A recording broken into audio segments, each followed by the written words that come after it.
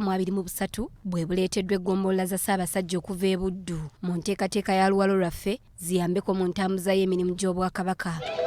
Minisita w'abavubuka emizannyo n'okwewummuzaamu Oweekitiibwa Henry Ssekabembe Kiberu yatikkudde Bannabuddu Oluwalo n'afalaasira abazadde okuteekateeka obulungi abaana nga babasigamu empisa ennono n'obuwangwa bwabwe ate n'okubakubiriza okuba abakozi kubanga liggwanga ery'enkya. Era nze mbakuutira abazadde mufunengayo akadde muli bize kubanga ensangi zino mutawaanye nnyo nga muteekerateekera abaana bintu okusinga okuteekateeka abaana. Mu kkowe ly'okuteekateeka abaana nga likira ekkowe ly'obateekerateekera ebintu mufunemu obudde mwogere n'abaana abo. Minisita Ssekabembe mu ngeri y'emu awadde abaami ba Kabaka amagezi okwewala ebisoomoozo okubajja ku buweereza wabula bateme empenda okubigonjoola nga mu kino lwe bajja okusobola okutuukiriza obuvunaanyizibwa bwabwe. Oteekeddwa okufungiza n'oba n'obumalirivu nga bwe mukoze nti nedda Buganda egenda ku ntikko ffenna oba oli munaddiini oba oli mwana muto oba oli mukulembeze oba oli w'amaanyi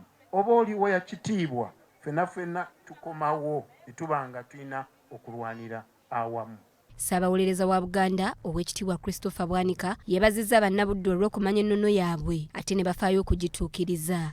Tubeebaza nnyo ku lwa minisitule eno gye nkulembera olw'okuleeta abaana era abaana ne basobola okumanya ennono yaabwe ne basobola n'okutulaga nti obuwangwa bwabwe babutegeera. Abamu ku bakiise embuga kwe kubadde n'ababaka ba Paalamenti nga bakulembeddwamu omubaka Veronica Nannyondo era wano wawanjagidde gavumenti okulwanyisa eddagala ly'ebirime eritatuukana na mutindo n'ebikozesebwa ebirala mu by'obulimi ebiyitiridde ku katale nga bino bifiiriza abalimi. Tukozesa buli kintu bakicupudde okutuuka ku santi n'ejjambiya ze tukozesa tezikyasobola kutema bitooke. Ebijimusa tugamba ettaka likaddi ekituufu likaddi naye n'ebijimusa bye tuteekamu bifu. Twesanga nga oluusi endokwa tuba twakaziteekayo mu ttaka ne batugamba teziri ku mutindo ne bazikuula.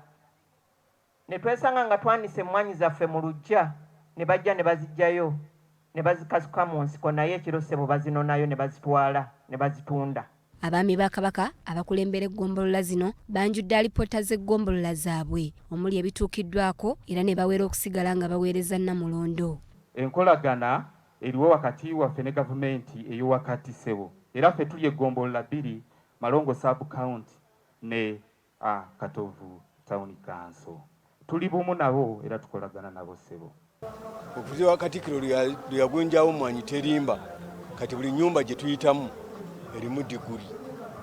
Buli nyumba gy'otuukako erimu diguri.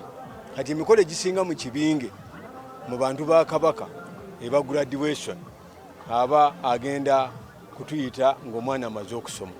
N'olwekyo twebaza nnyo Katikkiro nga ffe abantu ba kibinge kubanga omulanga gwe kaweefubeewe yetuzizza ku luguudo. Doreen Nakajiri, BBS Telefayina, ageesigika.